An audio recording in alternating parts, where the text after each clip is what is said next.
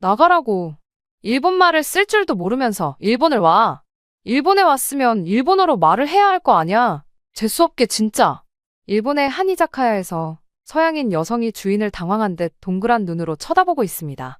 한국과의 비즈니스 미팅으로 한국으로 향하다가 비행기 문제로 우연히 일본을 방문하게 된 이 여성은 배가 고파 이자카야에 왔다가 주인의 분노를 사게 되었다고 하는데요. 결국 일본어를 하지 못하는 여성은 쫓겨나게 되고 다음날 한국으로 출발을 하게 됩니다. 하지만 일본에서의 경험으로 아시아 사람들에 대한 두려움이 생긴 여성은 긴장하고 있는데요. 과연 여성은 한국에서의 미팅을 잘 진행할 수 있을까요? 안녕하세요. 저는 캐나다에서 사업을 하고 있는 기업 CEO 리아라고 합니다. 벌써 이 IT 회사를 운영해온 지 30년이 좀 넘었네요. 오랜 기간 동안 회사를 운영해 오면서 참으로 다사다난한 일이 많았어요.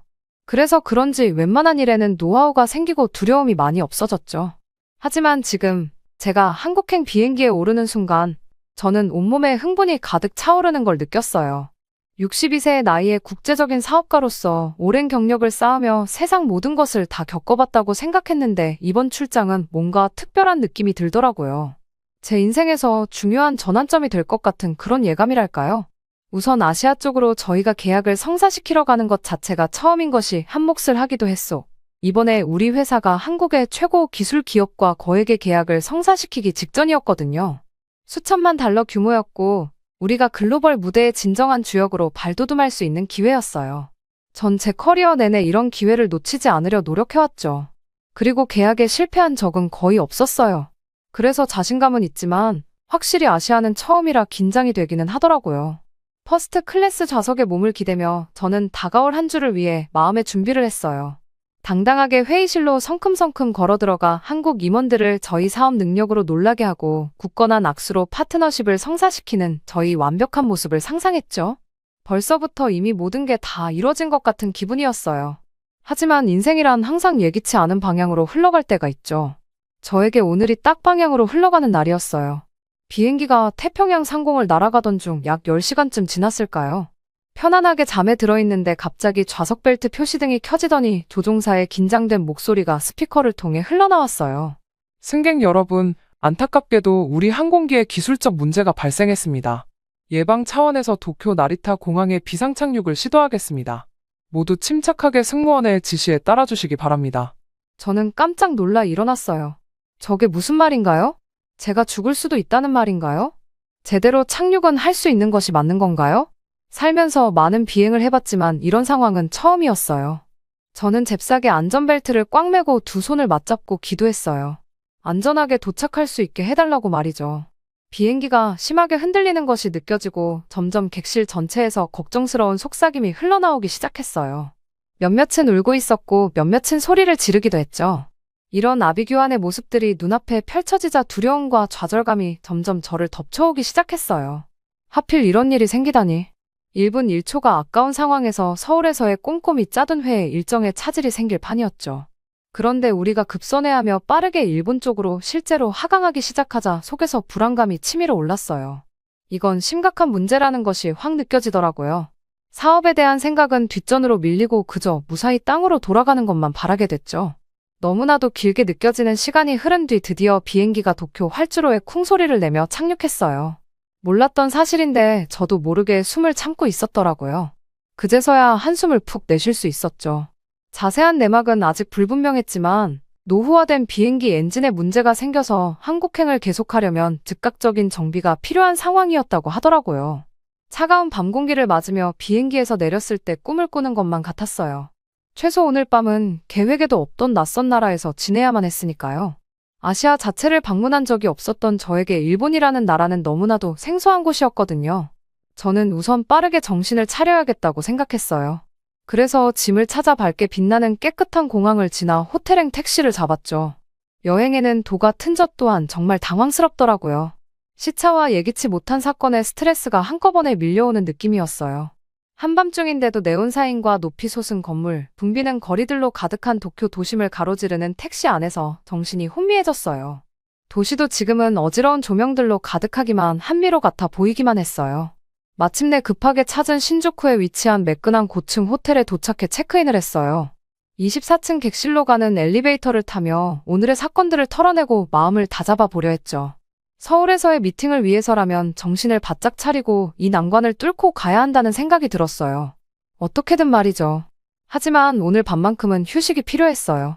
구겨진 옷을 갈아입을 힘조차 없이 저는 딱딱한 침대에 풀썩 쓰러졌어요. 오랜 비행시간과 조금 전 믿을 수 없는 상황으로 인한 긴장이 풀리면서 몸에 힘이 다 풀려버리는 기분이 들었죠. 유리창 아래로 도쿄의 빛나는 건물들이 펼쳐져 있었어요. 마치 끝없는 별들의 바다 같았죠. 피로가 몰려왔고 저는 결국 깊은 잠에 빠졌어요. 이 여정이 어떤 뜻밖의 방향으로 흘러가게 될지 상상도 못한 채 말이죠. 다음 날 아침, 저는 호텔방 커다란 창으로 쏟아지는 햇살에 잠에서 깼어요. 잠에서 깬 뒤에도 잠시 동안 제가 어디 있는 건지 인지하지 못하고 멍한 상태로 주변을 둘러보며 앉아 있었어요. 그러다 어제 기억이 되살아났죠. 비상착륙 계획에 없던 도쿄에서의 하룻밤, 서울행의 불확실성까지 전부 다 말이에요. 핸드폰을 확인했지만 항공편 소식은 없었어요. 항공사에서는 다음 서울행 비행기에 자리를 마련해주겠다고 했지만 고장의 심각성이나 좌석 상황에 따라 몇 시간에서 몇 일이 걸릴 수도 있다고 하더라고요. 여유 시간을 가지고 출발하길 잘했네요. 혹시 모를 상황에 대비해서 원래 미팅보다 며칠 일찍 도착하는 비행기를 탔거든요. 물론 최적의 컨디션으로 미팅에 참석할 수 있을지는 미지수이지만 다행히 한국과 일본의 비행시간이 짧다는 것에 조금은 안도할 수 있었어요. 저는 그냥 소식만 기다리며 하루 종일 호텔에 박혀 있기보다는 이 뜻밖의 경유를 최대한 즐기기로 결심했어요. 방에 박혀 스트레스만 받으면서 있으면 걱정만 들 것 같았거든요. 뭐라고 하죠? 하늘이 무너져도 솟아날 구멍은 있다고 하잖아요. 관광을 하며 시간을 때우는 것이 스트레스도 해소하고 좋겠다 싶었어요. 그래서 저는 세수를 하고 가장 편한 운동화를 신고는 신주쿠의 북적이는 거리로 나섰어요. 조사해보니 이 지역이 쇼핑, 식사, 유흥으로 유명하다고 하더라고요. 숙소 선정을 참 잘한 것 같아요. 즉흥 여행을 시작하기에 제격인 곳 같았거든요. 붐비는 인도를 걸어가는데 문득 소외감이 밀려왔어요. 처음 온 일본의 길거리에서는 모두가 일본어로 제잘거리는데 그 말들이 제게는 완전히 낯설게만 들렸거든요. 간판과 광고판에는 알쏭달쏭한 문자들만 가득했고요. 커피 한 잔 주문하거나 길을 묻는 것조차 겁이 날 정도였어요. 저는 항상 살아오면서 저 자신을 자신감 넘치고 유능한 여성이라 여겼는데 이곳에선 완전히 모르는 곳에서 떠도는 외톨이 같은 기분이 들었어요. 겸손해질 수밖에 없더라고요. 이민자나 여행객들이 새로운 문화권에 툭 떨어졌을 때 얼마나 막막할까 이해가 갔어요. 가이드도 없이 말이에요. 시간이 갈수록 처음에 들뜬 마음은 서서히 사그라들기 시작했어요. 낯선 것들 천지인 이 도시를 돌아다니는 게 지치기 시작했거든요. 영어로 친근하게 말 걸어줄 익숙한 얼굴이라도 보고 싶은 심정이었지만 어딜 가나 호기심 어린 시선과 공손하지만 거리가 믿는 미소만 마주칠 뿐이었어요. 특히 낙담스러웠던 순간은 작은 이자카야에 갔을 때였어요. 하루 종일 한 끼도 먹지 못한 저는 좌절감에 술이 한 잔 먹고 싶더라고요. 맛있는 안주와 함께 말이죠. 하지만 식당 메뉴판은 온통 일본어뿐이었어요. 사실 이곳은 일본인이 일본 메뉴판이 있는 것은 당연했죠. 저는 메뉴 정보를 묻고 메뉴를 시키기 위해 손을 들었어요. 혹시나 영어를 할 수 있는 사람이 있을까 해서 말이에요.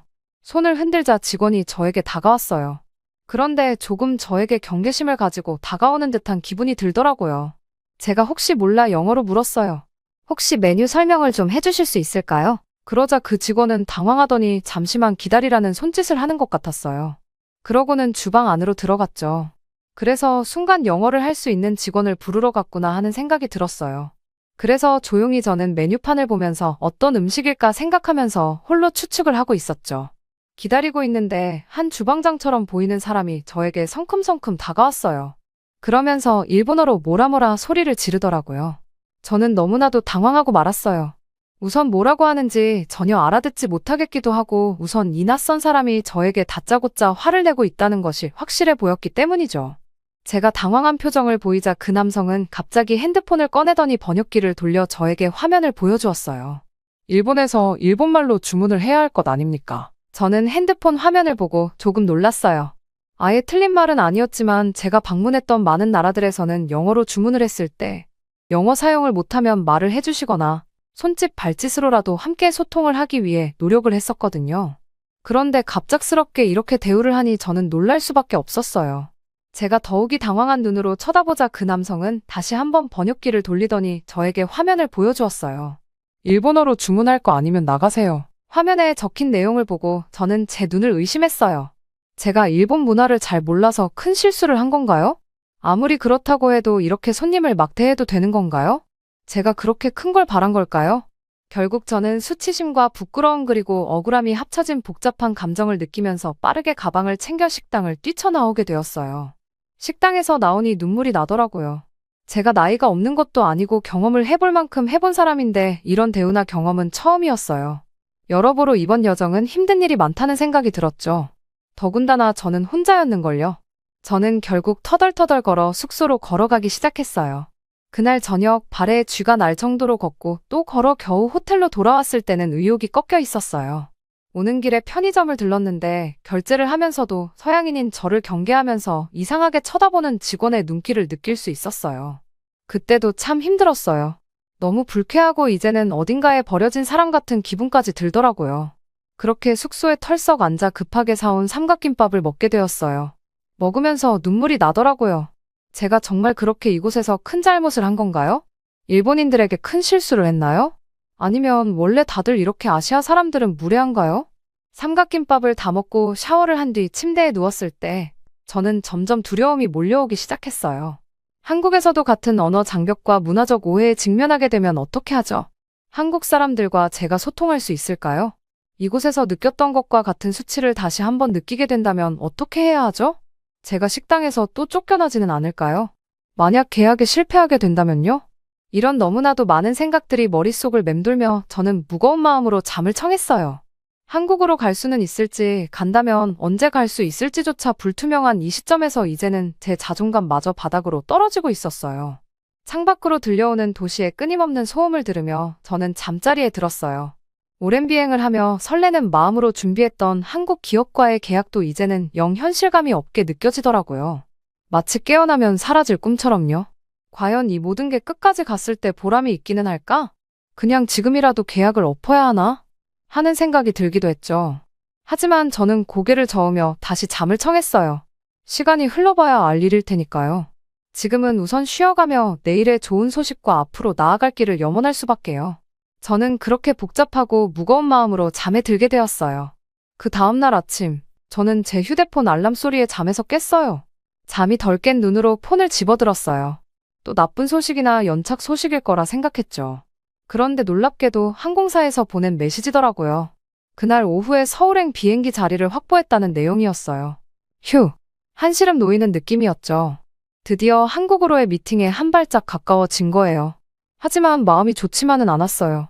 원래라면 기뻐하며 얼른 미팅을 하고 싶어 설레어야 정상인데 지금은 가고 싶지 않은 마음까지 생기고 말았거든요. 이번 일본에서의 경유는 저에게 너무나도 최악이었어요. 동양인들이 서양인들을 경계하고 좋아하지 않는다는 느낌을 너무나도 세게 받았거든요. 그리고 어제 저녁 이자카야에서의 경험은 정말 다시 떠올리고 싶지도 않네요. 과연 한국이라고 다를까요? 같은 아시아 국가이며 동양인이고 심지어는 완전히 이웃 나라잖아요. 너무 가까운걸요. 이렇게나 가깝게 살고 있는 한국 사람들이 과연 일본인과 다를 수 있을까요? 분명히 영향을 받지 않았겠어요? 그리고 과연 영어를 할 수가 있을까요? 소통이 아예 안 된다면 다시 대화할 여지도 주지 않고 화를 내지는 않을까요? 마음이 너무나도 무거워졌어요. 하지만 그렇다고 미팅을 안 갈 수도 없었죠. 왜냐하면 엄청난 돈이 걸려 있었고 저는 그 회사의 CEO니까요. 회사를 지켜야 하니까요. 저는 애써 힘을 내보려고 노력하며 짐을 싸고 호텔을 체크아웃했어요. 바로 공항으로 이동해서 시간에 맞춰 비행기에 탑승했죠. 이륙 후 기내에서 창밖을 내다보니 점점 구름 속으로 사라지는 도쿄의 모습이 눈에 들어왔어요. 순간 만났던 사람들 생각이 스쳐 지나갔어요. 길거리에서 저를 이상하게 바라보던 사람들, 저를 쫓아낸 식당 사장, 저를 경계하던 편의점 직원까지. 만남은 짧았어도 한 사람 한 사람이 제게 인상을 남겼더라고요. 물론 좋지 않은 의미로요. 일본을 다시 방문하기는 아무래도 힘들 것 같아요. 너무 좋지 않은 기억이 가득하기만 하거든요. 비행기를 타고 상공을 가로질러 한국을 향해 날아가는 동안 긴장과 두려움이 저를 덮쳤어요. 서울에서 무엇이 저를 기다리고 있을지 모르지만 제가 잘 견딜 수 있을까? 무너지지는 않을까 하는 생각이 제 머릿속을 지배하고 있었기 때문이죠. 저는 미간을 찌푸리며 좌석에 몸을 기댄 채 눈을 감았어요. 엔진 소리에 귀를 맡기며 평온한 잠에 빠져들었죠. 꿈속에서 저는 도쿄와 서울의 거리를 활보하고 있었어요. 완전히 혼자가 된 상태로 어딘가를 헤매이고 있었죠. 짧은 비행 끝에 마침내 비행기가 구름을 뚫고 인천국제공항으로 하강하기 시작하자 긴장감에 심장이 두근거렸어요. 일본에서의 예기치 못한 경험 이후 드디어 한국에 도착해 제 출장길을 다시 시작할 수 있게 되었지만 전혀 기대가 되지 않았죠. 오히려 두려움이 더 컸어요. 저는 조용히 창밖으로 보이는 풍경을 보았어요. 초록빛 완만한 숲들, 구불구불 흐르는 강, 규칙적으로 펼쳐진 논밭들 그리고 그와 대조되는 높은 건물들과 넓은 도로들. 도쿄의 도시적인 모습과는 사뭇 다른 과거와 현재가 공존하고 있는 듯한 풍경이었죠. 다른 에너지, 다른 삶의 속도가 느껴졌어요. 처음 도착한 인천국제공항은 매우 현대적인 느낌이 들었어요. 또한 너무나도 세련된 인테리어로 되어 있었으며 활기찬 에너지가 느껴지는 곳이었죠. 심지어 서비스와 효율성은 최고라고 할 수 있을 것 같았어요. 제가 입국 심사를 통과하고 수화물을 찾는 데까지도 시간이 얼마 걸리지 않았으며 불편한 것이 있어 보이면 누군가가 친절한 미소와 함께 어디선가 도와주기 위해 등장했죠. 정신없이 도착 로비로 걸어 나오자 웃는 얼굴들과 한국어 대화 소리가 저 맞이했어요. 순간 낯선 땅에 홀로 선 외로운 이방인 같은 기분이 들었죠. 그런데 멀리서 제 이름이 적힌 팻말을 든 젊은 남자가 눈에 띄었어요. 재성이라고 자신을 소개하더니 제 한국 체류 기간 동안의 가이드이자 통역사가 되어주겠다고 하더라고요. 재성 씨의 유창한 영어 실력과 따뜻한 인상이 저의 긴장을 조금 풀어주었어요. 재성 씨와 함께라면 이 낯선 나라를 헤쳐나가는 게 덜 벅찰 것만 같았죠. 서울 도심으로 차를 타고 이동하는 동안 재성이 한국 문화와 관습에 대해서 간단하게 설명을 해주었어요. 존경과 위계질서의 중요성, 비즈니스 에티켓의 복잡성, 가족과 공동체가 한국 사회에서 차지하는 중요한 역할 같은 것들에 대해서 말이죠. 저는 일본 때와 같은 일을 당하고 싶지 않은 마음에 열심히 듣고 최대한 많이 외우려고 했었어요. 그런데 가장 인상 깊었던 건 재성이 자기 나라에 대해 가지고 있는 자부심과 열정이었어요. 명소들을 소개하면서 한국의 역사와 혁신에 얽힌 일화들을 들려주는데 재성 씨의 눈빛이 반짝거리더라고요. 여러분은 서울은 세계 최고 수준의 인터넷 속도를 자랑한다는 거 알고 계셨나요? 특히 삼성과 LG 같은 한국 기업들은 전자 제품과 기술 분야의 세계적 선두주자라고요. 반짝이는 고층 빌딩들과 북적이는 거리를 지나면서 저는 서울의 현대적인 면모에 감탄했지만 동시에 오래된 전통의 흔적도 곳곳에서 발견할 수 있었어요. 한옥의 우아한 곡선, 재래시장의 알록달록한 간판들, 도심 속에서도 당당히 서 있는 고풍스러운 고궁들까지 한눈에 들어왔죠. 이후 저는 며칠간 몇몇 파트너사들을 만나고 현지 기업들을 둘러보면서 한국인들의 독창성과 근면함, 글로벌 사고방식에 거듭 놀라게 되었어요. 제가 걱정했던 소통의 장벽과 문화적 갈등은 찾아볼 수 없었고 오히려 따뜻함과 개방성 속에서 환영받는 느낌만이 들었거든요.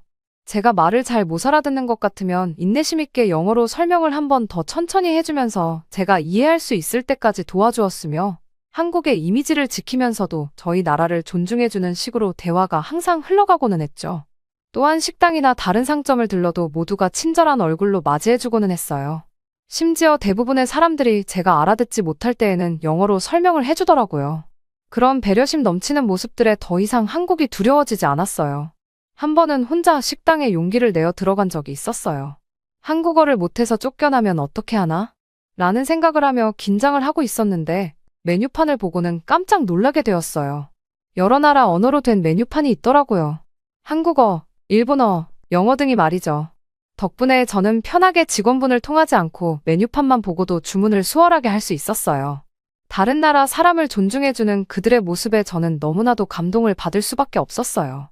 덕분에 그날 식사는 디테일한 설명을 스스로 읽고 맛있는 메뉴를 고른 뒤 즐거운 식사를 하고 기분 좋게 식당을 나설 수가 있었죠. 저는 그날 이후 홀로 서울을 탐방하는 것이 두렵지 않았어요. 이방인이라는 생각이 들지 않았어요. 오히려 어떠한 소속감을 느껴지는 듯 했죠. 특히 기억에 남는 에피소드가 하나 있었는데 공장 방문 중 그곳의 CEO가 저를 따로 불러 개인적인 이야기를 들려주더라고요. 한국전쟁 직후 가난 속에서 자라며 가족이 더 나은 삶을 위해 어떤 투쟁과 희생을 감내해야 했는지, 한국의 성장과 번영에 기여할 회사를 세우고 다음 세대에게 기회를 주는 게 그의 꿈이라는 이야기를 해주었죠. 그분의 이야기를 들으며 한국인의 정신을 엿볼 수 있었어요. 역경 속에서도 꿋꿋이 버텨내는 회복탄력성, 헌신, 그리고 더 밝은 미래를 향한 희망 같은 것 말이에요. 그리고 대망의 미팅날, 저는 아침 일찍 일어나 단정하게 옷을 차려입고 미팅을 갈 준비를 마쳤어요. 재성 씨와 숙소 로비에서 만나 함께 미팅 장소로 향했죠. 저는 계속되는 긴장감을 낮추기 위해서 심호흡을 하고 있었어요. 많이 긴장되시나요? 재성 씨가 미소를 지으며 저를 쳐다보았어요. 네, 한국과의 미팅은 처음이라 긴장이 좀 되네요. 제가 심호흡을 하며 말했죠. 대표님은 분명히 잘하실 겁니다. 너무 긴장하지 마세요. 저의 긴장을 풀어주려는 듯 재성은 미소를 지으며 저에게 이야기를 해주었어요. 덕분에 긴장이 조금은 풀리는 기분이 들었죠. 마침내 미팅 장소에 도착하고 저는 최대한 프로페셔널함을 유지하며 회사로 들어갔어요. 미팅 장소까지 엘리베이터를 타고 올라가면서 저는 계속 한마디를 읊조리고 있었어요. 안녕하세요라는 한국말이었죠. 재성 씨가 알려준 말이었는데 한국의 인사말이라고 하더라고요. 엘리베이터가 도착하고 문이 열리자마자 한국 회사 대표가 저를 맞이해 주었어요. 저는 먼저 미소를 지으며 안녕하세요라는 말과 함께 악수를 청했어요. 그러자 대표는 놀라면서 함께 악수를 청했죠. 한국말을 할 줄 아시나 봐요? 대표가 한국말로 이야기를 저에게 건넸지만 문장까지는 아직 알아들을 수 없던 저는 갸웃했죠. 한국말을 할 줄 아시나 봐요? 그러자 대표가 다시 유창한 영어로 다시 물었어요. 그의 빠른 상황 파악과 배려심에 저는 다시 한번 놀라고 말았죠. 인사말이라도 한번 연습해봤어요. 아직 아쉽게도 한국어는 하지 못합니다. 제가 말했죠. 한국말로 인사를 청해주셔서 감사합니다. 먼 길 오시느라 고생하셨어요. 대표는 기분 좋은 미소를 지으며 저를 미팅 장소로 안내해 주었어요. 결과를 먼저 말씀드리자면 저희의 미팅은 성공적이었어요. 그럴만도 하죠? 바로 제가 왔으니까요, 호호. 장난이에요. 사실 이제까지의 미팅 중 가장 긴장되는 미팅이었죠. 하지만 한국 대표와 팀원분들의 배려심과 위트가 편안한 자리를 만들어 주었고 그들의 유창한 영어 실력에 또 한 번 놀라게 되었죠. 저는 여기가 미국이나 캐나다라고 착각할 뻔했다니까요. 저희의 계약은 성공적으로 성사되었고 저는 한국 대표에게 물었어요. 한국 사람들은 모두가 영어를 잘 아나요? 그러자 대표는 미소를 지으며 말했어요. 한국 사람들은 대부분이 한국어 제외 다른 언어를 잘하고는 해요. 영어는 기본적으로 잘하는 편이고 그 외의 다른 언어들을 습득하는 데에도 관심이 많은 편이랍니다. 대표의 말에 저는 감탄했어요. 자신의 것을 지키면서 다른 것들도 받아들이는 태도와 정신이 이 나라에 깃들어 있다니. 일본의 이자카야가 떠오르면서 솔직히 많이 다르다는 생각이 들었어요. 그리고 한국과 한국인들의 정신을 본받아야 할 필요가 있다는 생각도 들었죠. 그리고 그 순간 제가 품고 있던 의심이나 선입견은 사라졌어요. 언어와 문화, 역사의 차이는 피상적일 뿐 우리의 열망과 인간에는 본질적으로 다르지 않다는 걸 깨달았죠. 출장 일정이 끝나갈 무렵 저는 한국이 저를 환대해준 것에 깊은 감사를 느꼈어요. 사업 파트너로서 뿐만 아니라 친구로서 저를 반겨준 거죠. 저는 기회를 찾아 한국에 왔지만 훨씬 더 소중한 걸 얻었어요. 인간 대 인간으로 교감하고 이해하는 힘에 대한 믿음 말이에요. 서울에서의 마지막 밤, 재성이 저를 전통 한정식집으로 데려갔어요. 방석에 앉아 비빔밥과 김치, 소주를 함께 나누며 저는 이번 제 아시아 여정을 되돌아봤죠. 예상치 못한 경유, 낯설음에 대한 불편함으로 낙담하기도 했었지만 저는 한국에서 다시 정신을 회복할 수가 있었어요. 재성에게 그리고 한국 동료와 친구들에게 저는 이 놀라운 나라의 아름다움과 환대의 건배를 올렸죠. 건배, 제가 막 배운 한국말로 인사했어요. 새로운 시작, 새로운 이해, 문화와 대륙을 아우르는 새로운 유대를 축하하며 말이에요. 웃음과 대화가 오가는 가운데 저는 어떤 소속감을 느낄 수 있었어요. 새로운 고향을 얻은 기분이었어요. 한국에 처음 왔을 때는 이방인이었지만 이제는 글로벌 가족의 일원으로 떠나는 듯한 기분이 들었죠. 국경과 경계를 초월해 더 나은 세상을 위해 함께 노력하는 가족 말이에요. 그래서 저는 여러분께 제 여정에 동참해달라고 제안하고 싶어요. 함께 이해의 다리를 놓고 낯선 것 속에서 지혜와 아름다움을 찾아나가 보자고요. 열린 마음으로 서로에게 그리고 우리 자신에게 다가가는 거예요. 분열과 단절이 만연한 듯 보이는 세상에서 우리가 줄 수 있는 가장 큰 선물은 바로 우리 자신이에요. 호기심, 연민, 그리고 더 밝은 내일에 대한 희망 말이죠. 이것이 제 여정의 교훈이자 인간 정신의 약속이며 손을 내밀고 마음을 여러 경계를 뛰어넘는 우리의 힘이에요. 우리 모두 그 첫걸음을 내디딜 용기를 갖고 계속 함께 걸어나가기를. 새롭고 더 나은 세상을 향해 나아가는 여정을 말이에요. 여기 숨어 있으면 내가 못 찾을 줄 알았어? 한국은 영국보다 위험해. 조선족들이 만만하게 보고 활보하는 곳이라고. 여기 한 영국 여자가 서울거리를 활보하며 누군가를 찾아다니고 있습니다. 그 여자에겐 동생이 한 명 있는데요. 동생은 그 여자를 피해 한국으로 도망을 왔다고 합니다. 동생은 무슨 짓을 했길래 먼 한국까지 도망을 친 것일까요? 안녕하세요. 저는 런던의 슈퍼마켓 캐셔로 일하고 있는 24살 다니엘라예요. 제가 일하는 곳은 런던 대학교 정문에서 200m만 걸어가면 나오는 슈퍼마켓에서 일하고 있어요. 매일 아침 런던 대학교 학생들이 커피를 사러 오면 제가 계산을 해주었죠. 그 친구들을 반가운 눈초리로만 볼 수는 없었어요. 런던 대학교는 원래 제가 들어가야 할 학교였으니까요. 제가 대학 입학 통지서를 받고 딱 일주일 뒤 부모님이 교통사고로 돌아가셨어요. 그날은 비가 참 많이 오는 날이었죠. 부모님은 제 대학 합격을 축하하기 위해서 조금 떨어진 케이크 맛집에서 제가 가장 좋아하는 고구마 케이크를 사서 집으로 오시던 길이었어요. 그런데 비가 정말 폭풍처럼 쏟아졌고 사거리에서 다른 차가 미끄러지는 바람에 전복당하는 사고가 일어나고 말았어요. 저는 그날 밤 연락이 되지 않는 부모님만 기다렸어요. 무슨 비극이 일어난 줄도 모르고요. 그렇게 날이 밝고 나서야 부모님의 죽음을 알게 되었어요.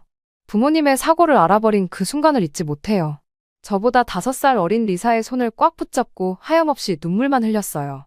그때 리사는 고작 중학생이었고 저는 슬퍼할 겨를도 없었어요. 리사를 키워야 했으니까요.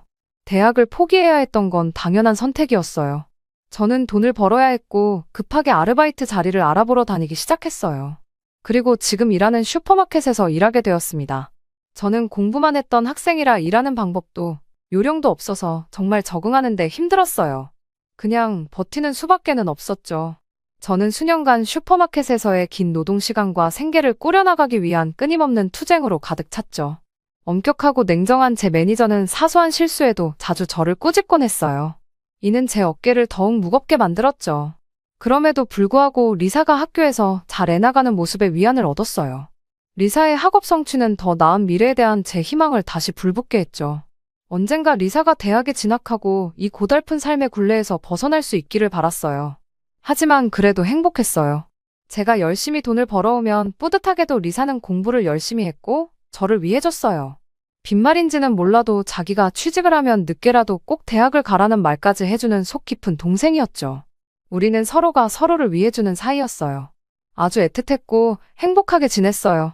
간혹 무례한 어른들이 우릴 동정하는 경우도 있었지만 괜찮았어요. 리사만 있다면 뭐든 버틸 수 있을 것 같았으니까요. 저는 수년간 슈퍼마켓에서의 긴 노동시간과 생계를 꾸려나가기 위한 끊임없는 투쟁으로 가득 찼죠.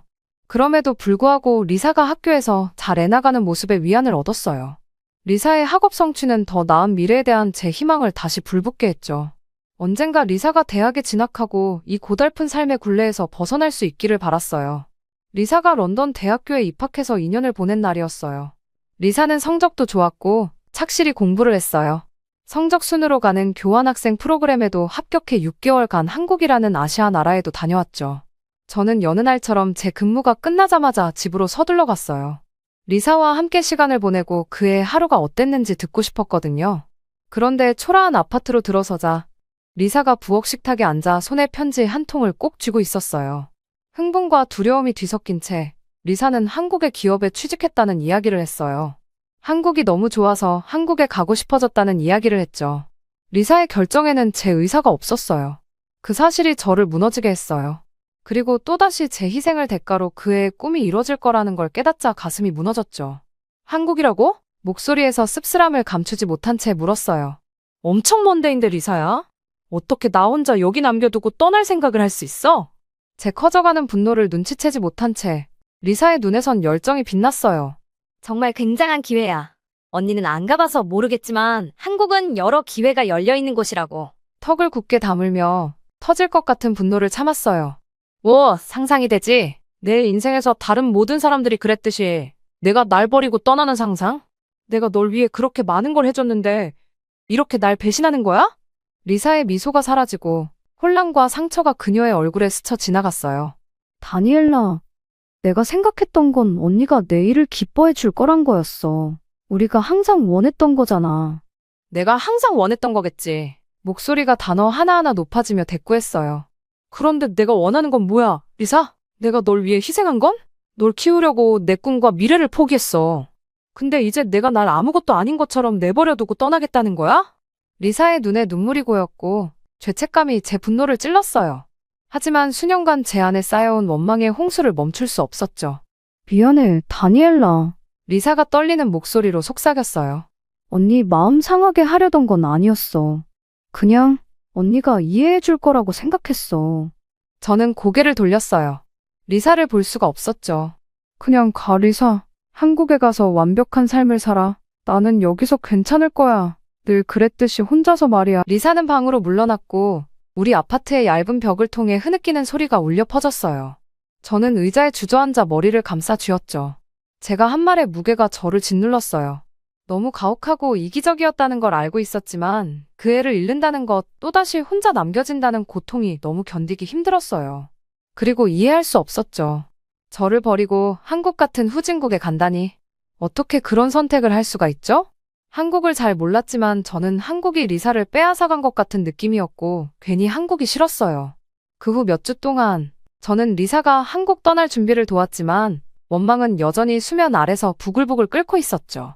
리사가 날 버리고 떠난다는 생각, 제 모든 희생이 헛되었다는 생각을 떨쳐낼 수가 없었어요. 리사가 비행기 타는 날 아침, 우린 공항에 도착했고 제 마음은 감정으로 무거웠어요.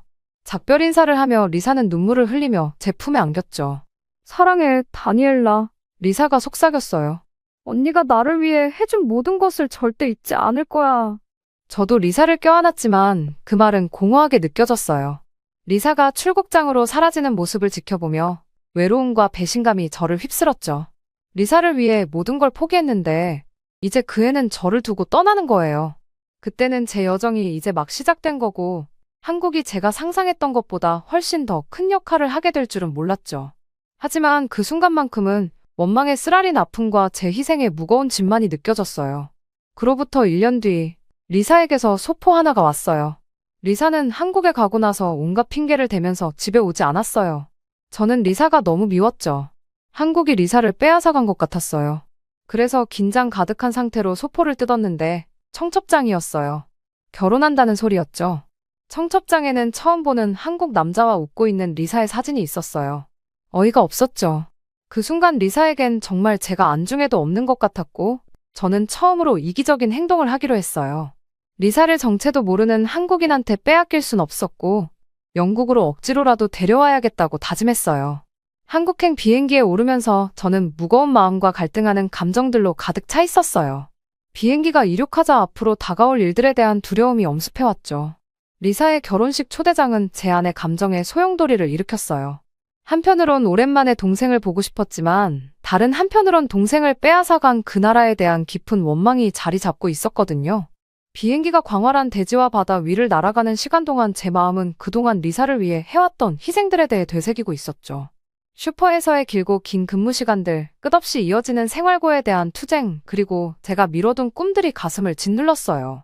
포기해야만 했던 제 삶을 그리워하는 마음도 있었지만 리사 없는 세상은 상상조차 할 수 없었죠. 서울에 도착했을 때 저는 완전히 낯선 세상에 첫 발을 내딛는 기분이었어요. 서울 거리를 보자마자 생각과는 다른 현대적인 건물에 주저앉아 버렸죠. 번화한 공항은 세련된 건축물과 첨단 기술로 가득해서 제가 익숙했던 낡은 시설들과는 완전히 달랐거든요. 생소한 환경 속을 걸으며 앞으로 펼쳐질 날들에 대한 설렘과 두려움이 뒤섞인 감정을 느꼈어요. 현지인과의 첫 만남은 민준이라는 대학생과 함께였어요. 제가 한국에 머무는 동안 자원봉사로 가이드를 해준 학생이었죠. 처음엔 경계심이 들었지만 따뜻한 미소와 친근한 태도에 금세 마음이 열리더라고요. 민준이와 함께 활기 넘치는 서울거리를 누비며 한국의 깊은 역사와 문화유산에 대한 이야기를 들었어요. 점점 호기심이 생기면서 제 마음에 쌓아둔 벽이 하나둘 허물어져 갔죠. 서울 인구가 970만이 넘는다는 걸 아세요? 전 세계에서 가장 큰 도시 중 하나예요. 하지만 여전히 공동체 의식과 전통을 지키려 노력하고 있죠. 민준이가 명동이라는 유명 쇼핑가를 걷고 있을 때 이런 말을 건넸어요. 저는 네온사인과 높이 솟은 마천루들이 증명하듯 급속도로 현대화된 이 도시의 활기찬 에너지에 감탄했죠. 하지만 가장 인상 깊었던 건 고대 사찰과 궁궐이 최첨단 기술, 현대 건축과 나란히 서 있는 광경이었어요. 도시를 탐험하면서 민준이는 한국 음식의 맛있는 세계로 저를 안내해줬어요. 쌀떡과 매운 고추장으로 만든 떡볶이라는 대표적인 길거리 음식도 맛보고 진한 풍미의 한국식 바베큐도 즐겼죠.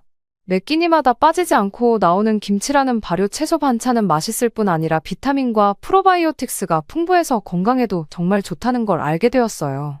하지만 음식만이 아니었어요. 한국의 엄청난 근면함과 교육열도 곳곳에서 엿볼 수 있었죠. 민준이 말로는 한국은 전 세계에서 대학 진학률이 가장 높은 나라 중 하나래요. 고등학생의 70% 이상이 대학에 진학한다니 놀라울 따름이었어요. 한국에선 교육이 모든 걸 좌우해요. 어릴 때부터 학생들은 근면과 끈기의 가치를 배우죠. 우리가 짧은 시간 내에 이렇게 많은 걸 이뤄낼 수 있었던 원동력이에요. 서울대학교라는 한국에서 가장 명문 대학 중 하나인 곳을 걸으며 민준이가 말했어요. 저는 제 어린 시절을 떠올렸죠. 부모님이 리사와 저에게 더 나은 삶을 주고자 하셨던 희생들 말이에요. 어떤 면에선 한국인들도 제가 어릴 때부터 배워온 가치관을 공유하고 있다는 걸 깨달았어요. 가족의 소중함, 교육의 힘, 그리고 근면과 끈기만 있다면 무엇이든 가능하다는 신념 말이죠. 시간이 흘러 저는 점점 더 한국 문화에 깊이 빠져들었어요. 고대 사찰과 궁궐을 방문하며 구석구석에 숨겨진 정교한 디자인과 깊은 역사에 감탄사를 연발했죠. 초록으로 우거진 산을 하이킹하며 맑고 신선한 공기를 마시고 지금껏 느껴보지 못했던 고요하고 평화로운 감정에 젖어들었어요. 하지만 아마도 이번 여행에서 가장 의미 있는 순간은 마침내 리사와 재회했을 때였어요. 서로 얼싸안고 눈물을 흘리면서 그동안 품어왔던 분노와 원망은 화해의 순간 앞에서 설 자리가 없음을 깨달았죠. 리사의 눈동자에선 행복과 사랑이 반짝였고 저 역시 그동안의 편견을 내려놓고 그녀가 선택한 삶을 받아들여야 함을 알게 되었어요. 이야기를 나누면서 리사는 한국에 머무르기로 한 이유를 털어놓았어요. 마침내 좇을 수 있게 된 꿈과 새로운 고향에서 찾은 사랑에 대해 진심을 담아 고백하더라고요. 저는 경청하며 자부심과 이해심이 뒤섞인 복잡한 감정을 느꼈어요. 리사가 한국에 남기로 한 결정이 배신이 아니라 용기 있는 선택이었음을 깨닫기 시작했죠. 자신만의 길을 개척해 나간 거예요. 다니엘라, 그동안 날 위해서 정말 힘들었을 거라는 걸 알아. 오랜 시간 동안 나를 위해 희생해준 게 얼마나 고마운지 몰라. 하지만 난 널 버리고 떠나는 게 아니야. 한국이 이제 내 집이 되었지만 넌 영원히 내 자매고 난 널 사랑해. 변함없이. 리사의 말을 듣는 순간 어깨에 얹혀있던 무거운 짐이 내려지는 기분이었어요. 그동안 제 안에 맺혀있던 원망과 서운함, 그리고 리사의 행복이 제 행복을 앗아갔다는 두려움까지. 하지만 그녀의 진심 어린 말을 듣고 사랑과 고마움이 담긴 눈빛을 보는 순간 깨달았어요. 제가 한 희생이 결코 헛되지 않았다는 걸. 그 모든 게 리사에게 꿈을 좇을 기회를 주었고 진정 그녀 자신의 삶을 개척해 나갈 힘을 준 거예요. 바로 그 순간 저는 결심했어요. 더는 원망과 두려움에 사로잡혀 살지 않기로. 리사가 그랬듯 저 역시 새로운 인생의 장을 받아들이기로 말이에요. 열린 마음과 깨어있는 정신으로 배우고 성장할 준비가 되어 있었죠. 그 후 며칠간 한국 문화에 푹 빠져 지냈어요. 이 놀라운 나라에서의 시간을 최대한 즐기고 싶었거든요. 남북한 간의 치열했던 분단과 갈등의 역사를 품은 DMZ도 방문했고 이 나라를 형성해온 아픈 역사에 대해 배웠죠. 하지만 동시에 한국인들이 보여준 저력과 회복력에 감탄했어요. 셀 수 없는 역경과 고난을 이겨내고 번영하는 사회를 일군 그들의 모습에서요. 한국에서의 여정이 막바지에 이르렀을 때 저는 제 여동생의 마음을 사로잡은 이 나라에 대한 새로운 감사함으로 가득 차 있었어요. 한국은 단순히 장소가 아니라 삶의 방식 그 자체였어요. 무엇보다 근면, 교육 그리고 공동체를 소중히 여기는 곳이라는 걸 깨달았죠. 그리고 다시 영국행 비행기에 몸을 실으며 떠오른 생각이 있어요. 제 여정은 이제 막 시작되었다는 거죠. 한국에서 배운 교훈으로 삶의 새로운 목적과 방향을 찾았으니까요. 리사와 그녀가 한국에서 일궈낸 놀라운 삶을 생각하며 저는 미소 지었어요. 우리가 어디에 있든 자매로서 나눈 사랑과 유대감으로 영원히 하나로 이어져 있으리라는 걸 믿으니까요. 비행기가 이륙하자 눈을 감고 여행의 순간순간을 떠올려 보았어요. 한국은 제가 상상하지 못했던 방식으로 저를 변화시켰고 그 깨달음을 평생 간직할 거예요. 이렇게 마음엔 사랑을, 머릿속엔 가능성을 가득 채운 채 앞으로 다가올 미래를 바라봤어요. 희망과 설렘을 안고 앞으로 닥칠 모든 일들을 기꺼이 맞이할 준비가 되어 있었죠. 시간이 흘러 며칠이 몇 주로 변하면서 제 한국에서의 여정은 제가 전혀 예상하지 못한 방식으로 계속 펼쳐졌어요. 시간이 갈수록 저는 한국 문화의 풍성한 결이 깊숙이 스며들었고 제 주변 세상에 깃든 아름다움과 의미를 새롭게 발견하게 되었죠. 민준 씨의 안내로 저는 명동의 붐비는 거리부터 창덕궁의 평화로운 아름다움까지 서울에 숨겨진 보석 같은 곳들을 탐험했어요.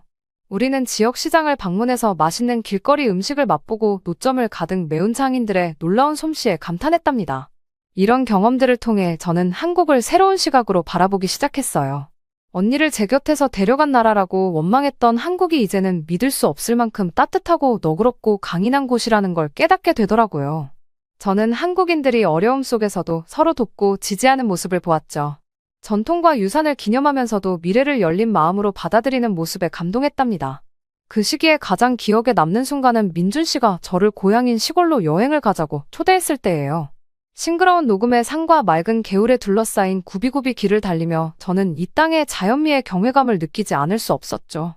민준 씨 집에 도착했을 때 부모님과 형제들이 따뜻하게 저를 반겨주셨어요. 언어의 장벽에도 불구하고 저는 평생 알고 지낸 것처럼 즉각적인 친밀감과 포근함을 느꼈죠. 주말 내내 저는 한국 가정생활의 일상과 전통에 푹 빠졌어요.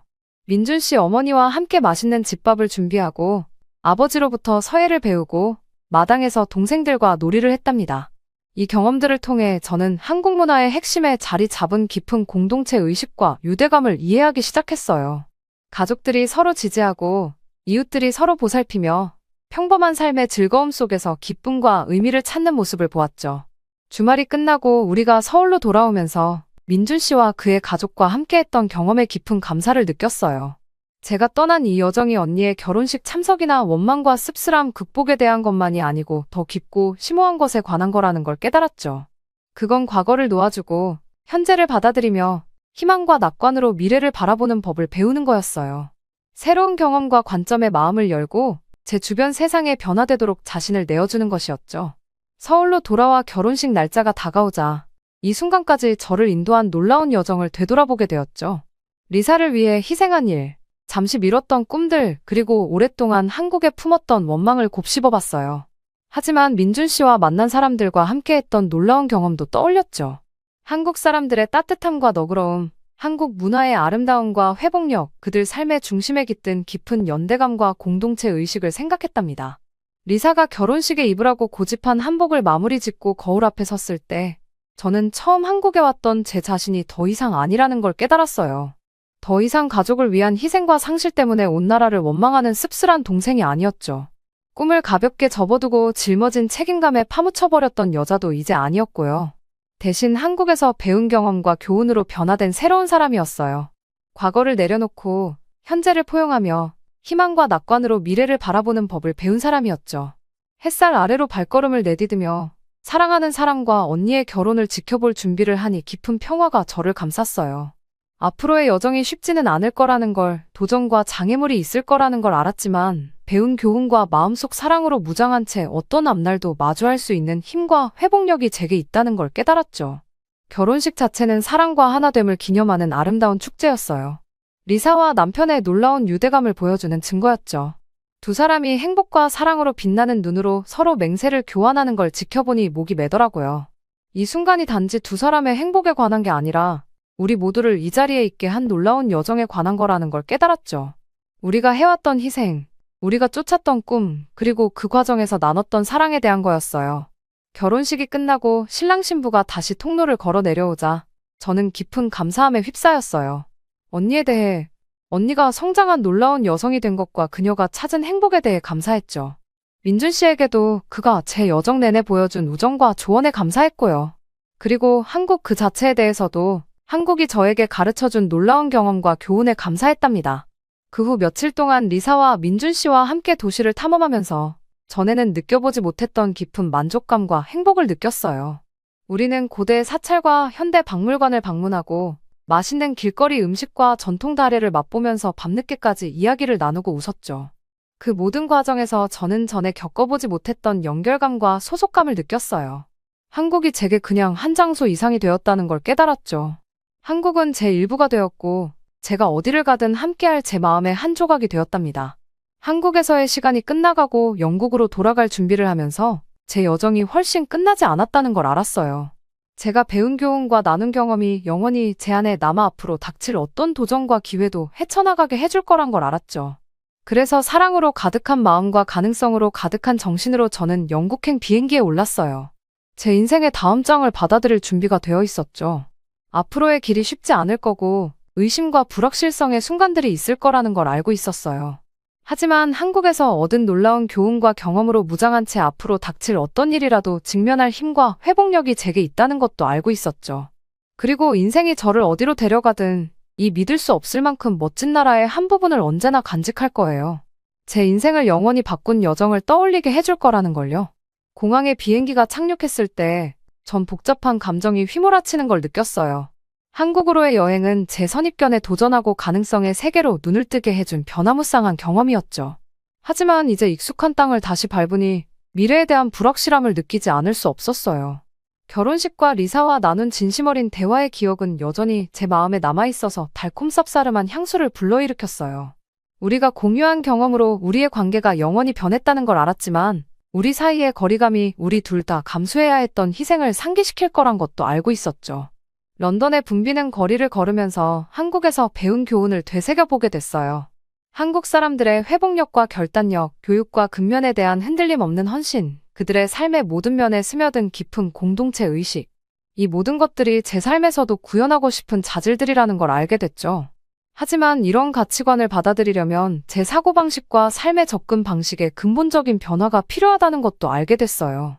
오랫동안 전 리사를 위해 감수한 희생, 미뤄둔 꿈, 그녀를 제게서 빼앗아간 한국에 대한 원망에 사로잡혀 있었거든요.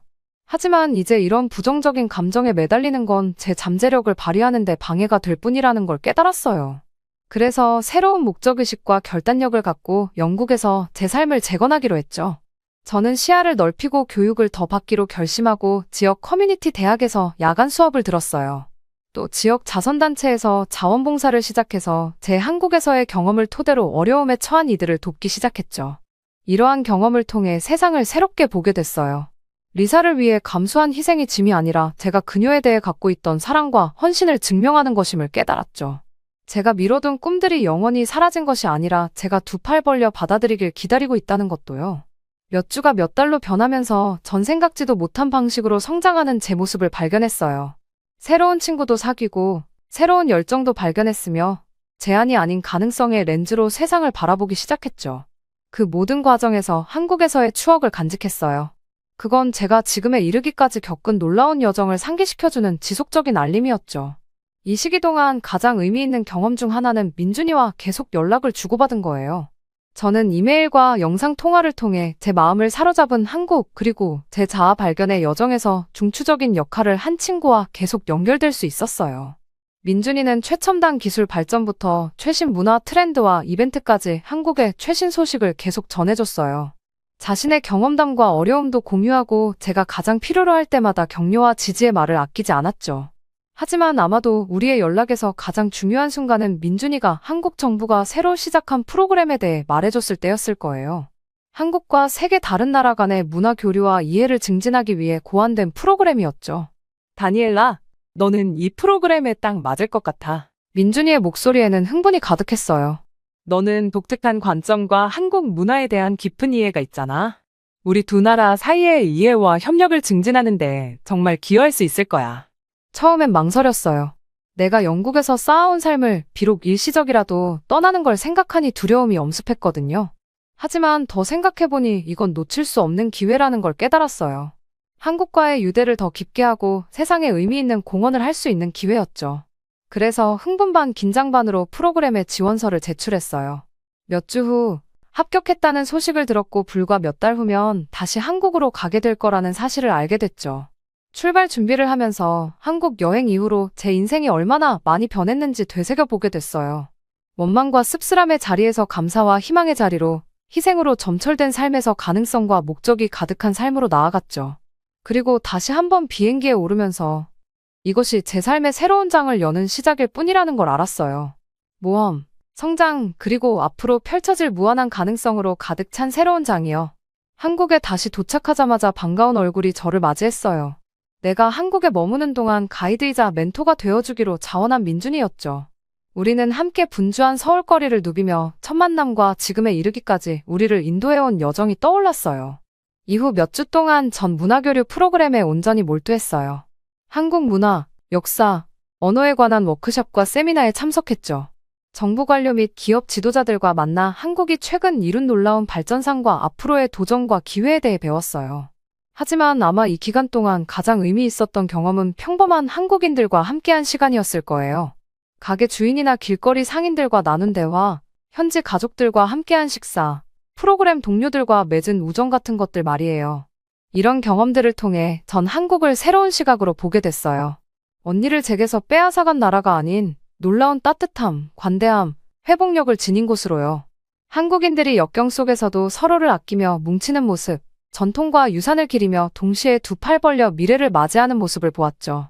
그리고 프로그램이 막바지에 이르자 한국이 제게 단순한 장소 이상이 되었다는 걸 깨달았어요. 한국은 제 일부가 되었고 제가 어디를 가든 간직할 제 마음의 한 조각이 된 거예요. 서울에서의 마지막 밤, 민준이와 저는 리사 부부와 저녁 식사를 함께 했어요. 맛있는 한국 바비큐를 먹으며 이야기와 웃음을 나누는 동안 우리 모두를 함께 인도해준 여정에 대한 깊은 감사함이 밀려왔어요. 행복과 사랑으로 빛나는 리사의 눈을 바라보며 제가 그녀를 위해 치른 희생이 헛되지 않았음을 깨달았어요. 그 희생이 리사에게 자신만의 길을 찾고 진정 자신만의 삶을 만들 기회를 준 거예요. 그 과정에서 저 역시 제 길을 찾을 기회를 얻었죠. 저녁이 끝나고 작별 인사를 나누며 평온함이 밀려들었어요.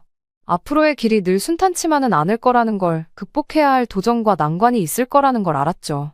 하지만 제가 배운 교훈과 마음에 품은 사랑을 무기 삼아 앞으로 닥칠 모든 것에 맞설 힘과 회복력이 있다는 것도 알았어요. 그래서 다시 한번 영국행 비행기에 오르면서 이것이 제 여정의 끝이 아니라 새 장의 시작이라는 걸 깨달았어요.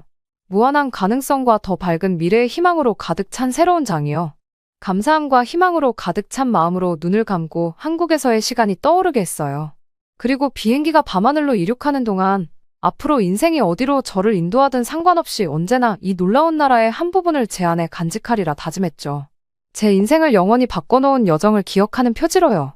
오늘 사연은 여기까지입니다. 상단에 다른 사연들도 있으니 꼭 봐주세요. 구독과 좋아요도 꼭 해주시고요. 그럼 내일 봐요.